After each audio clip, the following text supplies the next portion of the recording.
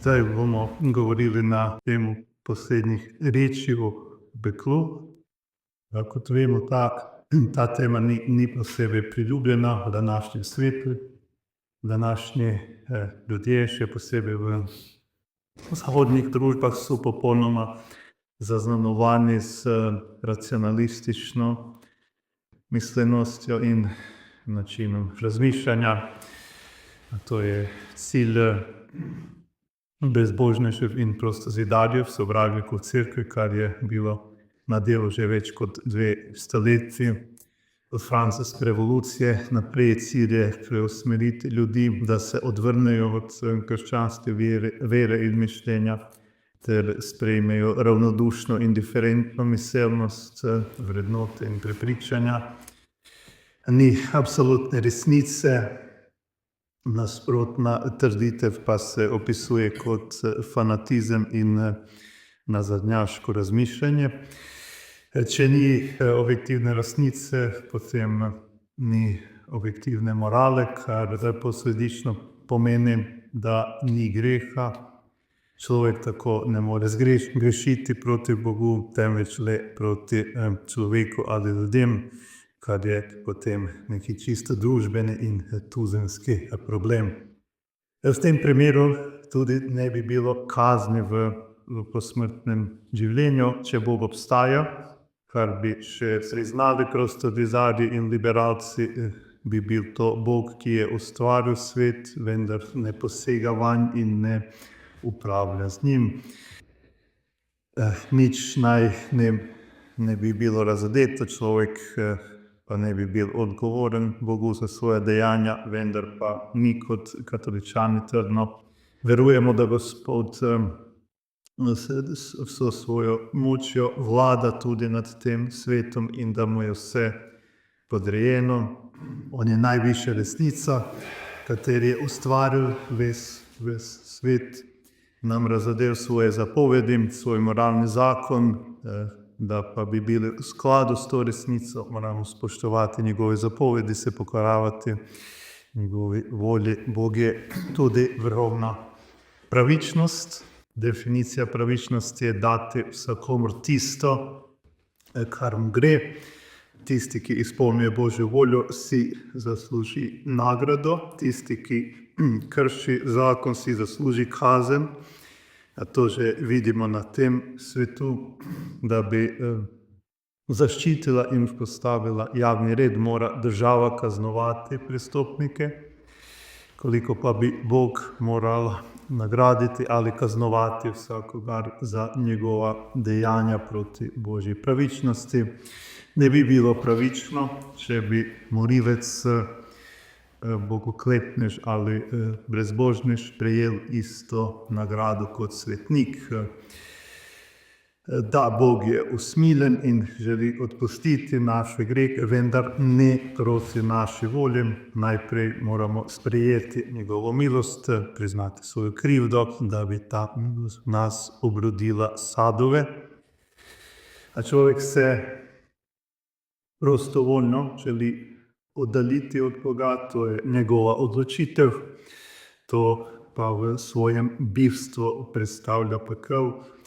Greh je v odvrnitvi od Boga, pekel je onostranska večna uresničitev te odvrnitve od Boga. To je večna kazen za to, kako je nekdo živel že v tem življenju.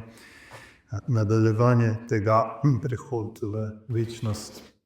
Še v Novi zavezi se pekel omenja 140-krat, 40-krat neposredno in okoli 100-krat posredno. To je versko dejstvo, ki ga ni mogoče zanikati ali prezreti. Lahko rečemo, da je to trzneje potrjeno kot katerekoli druge resnice v Svetem pismu.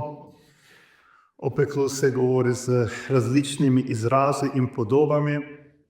Naš Gospod govori o večnem ognju, pripravljenem za hudiča in njegove angele.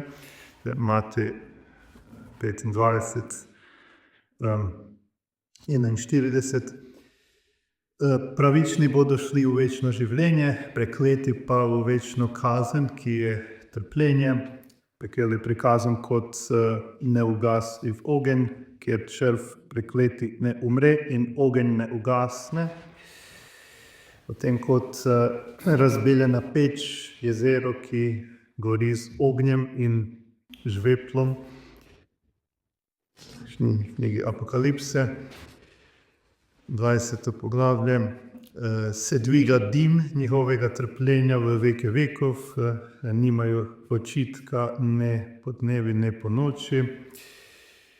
Prekleti so izgnani iz Božjega mesta, izključeni z velike pojedine, vrženi v brezno, v temo, kjer sta jok in škripanje zobmi. Judje so pekel imenovali Gehena. Hinon je bila čudovita dolina blizu Jeruzalema, vendar so tam Judje v času velikega odpada od Boga, kjer so vršili malikovalstvo, postavili velik kip malika Moloha. In ta kip je bil znotraj zakurjen. Otroci so bili žrtvovani v grozljivih mukah na gorečih, vročih rokah kipa. Po vrnitvi iz babilonskega suženjstva so Judje prezirali vse, kar jih je spominjalo na njegovo sramotno zgodovino, in so pričeli na to mesto odlagati smeti, umazanijo in trupla. Tako je ta dolina postala grozljivo mesto, polno smradu, znamenje nesreče. Pekel je kraj, ne le stanje. Treba ga je gledati v prostorskem smislu, saj peklenski ogenj ni le metafora, ni podoba, temveč resnični ogenj. Ta ogenj gori celo večnost. Kako je mogoče, da materialni ogenj zajame duše? Teologi odgovarjajo s primerjavo duše in telesa pri ljudeh. Tako kot sta ta dva elementa tako medsebojno povezana, da tvorita celo osebo. Tako je mogoče, da je duša povezana z ognjem na določenem mestu. Nekateri teologi skušajo tudi razložiti, kako bi lahko ta ogenj natančneje razumeli. Pravi se, da materialni ogenj ni le ogenj, ki ga prižgemo. V nekaterih primerih pride do vžiga fizičnega ognja kot pri propadanju fizičnih organov. Ogenj, ki povzroči vročino, ki segrije našo kri in lahko vodi v smrt, je pravi ogenj. Občasno se lahko zgodi, da med tem telesni organi pogorijo ali se spremenijo v oglje. V vsakem primeru je ta ogenj večen, gori in ne ugasne. Človeška duša je nesmrtna, večna, kakor duše angelov, njena usoda pa bo trajala vso večnost. Kazen obsojenih je dvojna, sestavljena je iz pena sensus, telesna kazen, in pena damni, kazen izgube. To je v skladu s značilnostmi greha, ki vsebuje dve stvarnosti, odvrnitev od Boga in obrat k ustvarjenim stvarem. Tako bosta ta dva neredna nagiba imela tudi svoje večne posledice.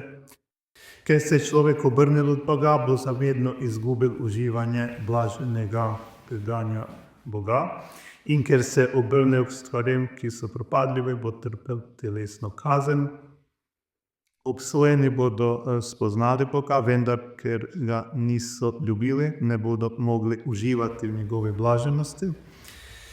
Tisti, ki v tem zemeljskem življenju niso želeli spoznati Boga, se bodo zdaj morali soočiti s resničnostjo Boga. Ne bodo mogli ubežati, je ignorirati in živeti v skladu s svojimi željami. Vse so izgubili so vse zemeljske dobrine, v katere so polagali vse svoje upanje. saj vse na tej zemlji propade in izgubili so največje dobro, Boga samega. Ne more več ljubiti ničesar, lahko samo sovražijo, obupajo, prezirajo, so zavistni. Duše muči največja neskončna žalost, ki jo človek more doživeti, žalost zaradi izgube največjega dobrega. To je črv, o katerem govori evangelij, ki nikoli ne umre. Obsojenim bo pekoča vest za vselej trgala srce, ker so tako lahkotno zapravljali edini življenjski čas, ki so ga imeli, ni več možnosti, da bi to popravili. Če bi te duše to videli, bi na tem svetu naredile vse, da bi se rešile, vendar je zdaj prepozno. V tej vaji lahko dobro uporabimo metodo uporabe čutov, preprosto poskusimo uporabiti svoj svojo domišljijo, svojih 5 čutov, da se potopimo v podobe in predstave, o katerih govorimo. To ni težko, ker tukaj lahko najdemo veliko materiala in zelo močnih predstav. Zato uporabimo vseh naših 5 čutov, vid, sluh, vonj, okus in dotik na naš predmet, na podobe, ki so pred nami. Prvo si skušamo predstavljati prizor pekla, ogenj in plameni. Lahko si predstavljamo, kako se goreči prepad spušča skozi mnoge kroge. V vsakem krogu je veliko prekletih duš in ni konca, gre v nedogled. Predstavljamo si goreči grad, hišo, stavbo ali nebotičnik, smo ujeti v tej hiši, ni izhoda, ogenj nam grozi z vseh strani, levo, desno, naprej, nazaj, povsod je debela plemenita zavesa, ki ni mogoče ubežati. Tako je tudi s obsojenimi dušami, s to razliko, da so njihove duše nesmrtne. Trpeli bodo muke vso večnost. Predstavljamo si okrutna mučenja. Naši krščanski mučenci nas lahko spomnijo na to, kar so morali pretrpeti. Spomnimo se mučeništva svetega Lovrenca, ki so ga pekli na železni rešetki. Kako hudo mučenje je to bilo. Umiranje počasi in v tolikšni bolečini. To so prestali naši mučenci, da so z vero v Kristusa dosegli večno rešenje, medtem ko bodo obsojene duše topele, to kot večno kazen za svoje grehe. Poglejmo torej same obsojene duše, kako so grde, strašne, njihovi obrazi so tako iznakaženi. Telesa so popolnoma izmučena. Predstavljamo si truplo, ki razpada nekaj tednov, kako bi se ustrašili, če bi ga nenadoma zagledali v poltemni sobi.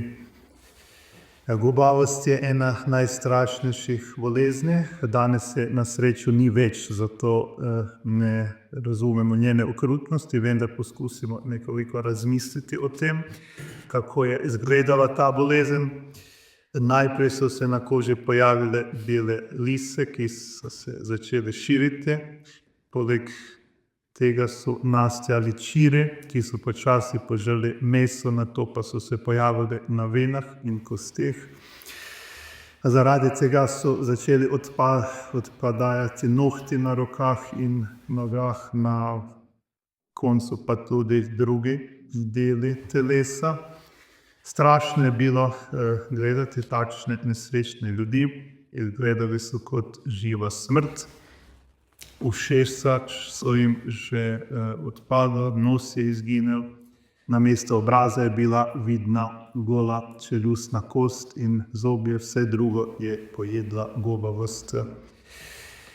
Evangelij nam govori o zdravljenju gobavcev, ki jih je Jezus ozdravil.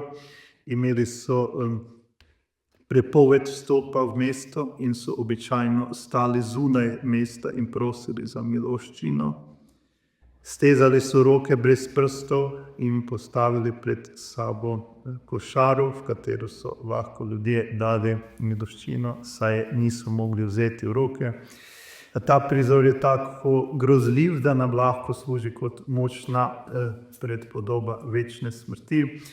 Fateljska Mati Božja je otrokom v svojih prikazanjih pokazala pekel in oni so pričali, da bi umrli od strahu, če jim ne bi bila pomagala. Tukaj citat iz videnja. Zdelo se je, da zrak prodira skozi zemljo in videli smo skoraj kakor ognjeno morje in potopljene v to ognjeno morje hudiče in duše kot prosojene in črne ali bronaste goreče ogorke, žerjavice v človeški obliki, ki so lebdeli v tem ognju, pa so jih plameni, ki so izhajali iz njega, odbijali in jih metali naokrog. Padali so kakor iskre iz velikih požarov, brez teže in ravnotežja, s kriki in vriski bolečine in obupa, od katerih so ljudje drhteli in bili ledeni od groze. Hudiči so se razlikovali po strašnem in odvratnem izgledu grozljivih nepoznanih živali, vendar so bile prosojne, kakor črne goreče žerjavice.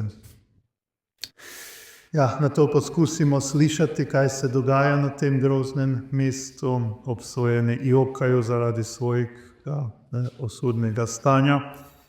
Morda ste bili sposobni doživeti pogreb, na katerem je umrl majhen otrok, mlad oče ali družinska mati. Kakšna žalost, da je ljubljeni član družine moral tako zgodaj zapustiti ta svet. Kako bodo starši premagali smrt svojega najljubšega otroka ali otroci svojega očeta ali matere. Tako so prizadeti, tako neopisljivo žalostni, vendar pa je to nekaj še resnejšega na tem svetu. Žalujemo za minljivostjo tega življenja, drugem pa zaradi večne smrti. Družina bo po določenem času premagala in prebrodila to žalostno smrt ter nadaljevala normalno življenje, vendar bodo preklete duše večno mučene zaradi svoje izgube, ker so izgubile tisto večno in najvišje dobro. To je največja bolečina, ki si jo lahko predstavljamo. Lahko si predstavljamo grozljivo kričanje, stok, rjovenje zaradi neznosne bolečine, kako nam Gospod pravi v Evangeliju. Tam bo jok in škripanje z zobmi. Poskusili so izvesti poskus s kratkim predvajanjem globokega rjovečega tona takšne glasbe med krščanskim predavanjem o vplivu satanistične glasbe. Rezultati so bili prenesetljivi, ljudje so se počutili slabo, nekateri so imeli celo bolečine v trebuhu. Kaj pa bi se zgodilo, če bi bili nenehno izpostavljeni še bolj surovem vplivu? Poskusimo slišati močne krike na pomoč, kaj človek lahko doživi, če ga zasuje plaz na gori.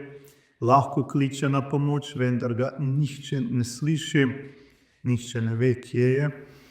Ni svetlobe, ni hrane ali pijače, ni načina, da bi se rešil. Lahko pričakuje le, da bo umrl od lakote ali žeje. Ali brodolom, kjer človek ostane popolnoma sam na odprtem morju, kam naj plava. Do najbližnjega kopnega je lahko na tisoče kilometrov, pa kdo ve, če je plaval v pravi smeri. Nima moči, da bi preplaval sam nekaj kilometrov, lahko kliče na pomoč, vendar za manj nihče ga ne more slišati v tem neizmernem prostoru, je izgubljen. Na to pride občutek okusa, to je neskončna lakota, pa si predstavljamo nekaj, za čemer si močno prizadevamo, vendar tega ne moremo doseči, nenehno nam uhaja. Če bi bili zaporniški celici lačni, pred rešetke pa bi postavljali razna okusna živila, skušali bi jih prijeti z rokami, vendar ni šlo, ne bi šlo, naši napori so vedno nezadostni. Imamo tako veliko željo pa po zadostitvi tega zemeljskega propadljivega nagona, po preživetju, to je naš naravni nagon za vzdrževanje našega zemeljskega življenja. In ta nagon je res močan, vse v našem telesu nas žene, da zadostimo te potrebe. Naša domišljija ustvarja vse, celo umetne in iluzorne predmete, da bi ublažila to veliko človekovo potrebo. Spomnimo se le fenomena fatamorgane, ko domišljija žejnega človeka v puščavi ustvarja prizore otokov in oaz, ampak ko se približa temu mestu, vidi, da je to le iluzija. To ga bo še bolj razočaralo in pognalo v obup. Kako večja in močnejša pa je želja duše po Bogu.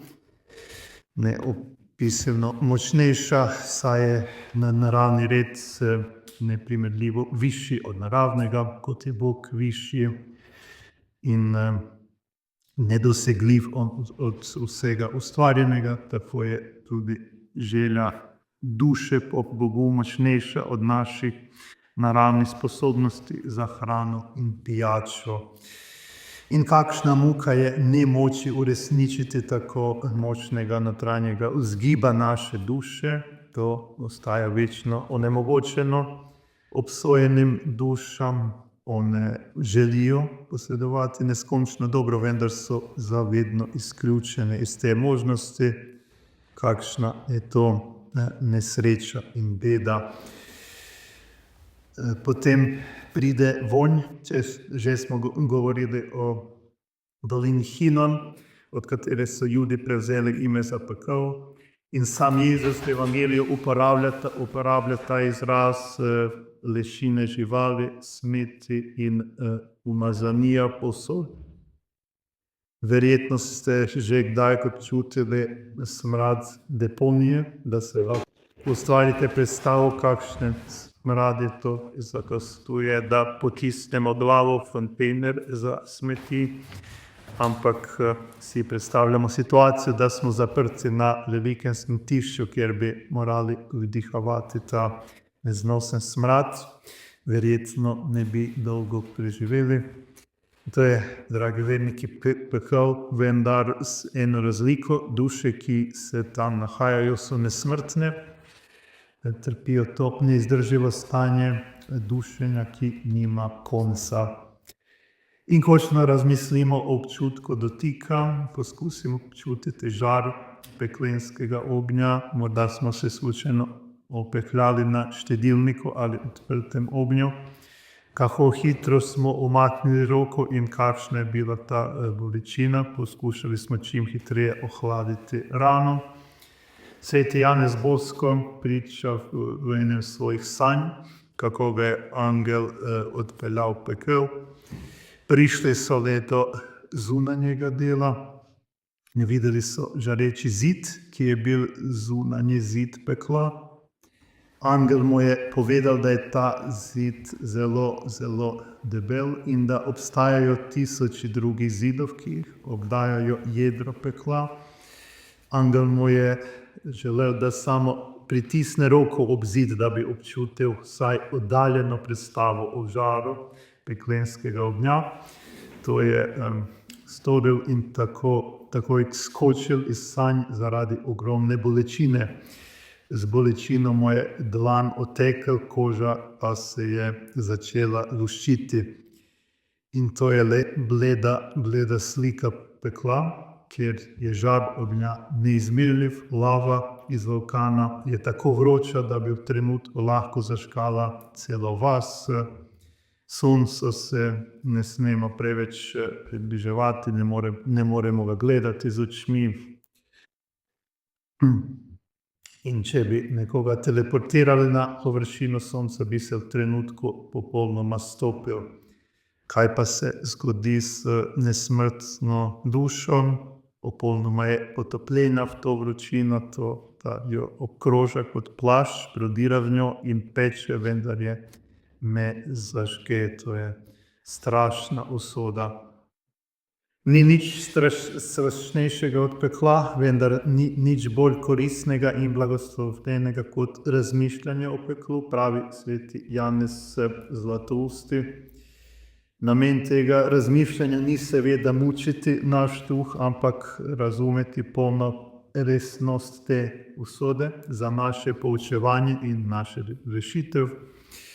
Če je že en smrten greh tako strašen, da nas lahko vodi v večni ogenj, koliko se moramo resnično truditi, da se osvobodimo vsakršnega greha, tudi najmanjšega, da ne bi bili obsojeni. Zato recimo z vsem srcem na koncu tega razmišljanja našemu Gospodu: naredil bom vse, kar je v moji moči, da se rešim te večne smrti. Raje bom vse življenje delal najstrožjo pokoro, kot naredil en greh. Najbolje bi bilo narediti najstrožjo pokoro, kot imeti vse bogatstvo tega sveta, če me to lahko privede do greha.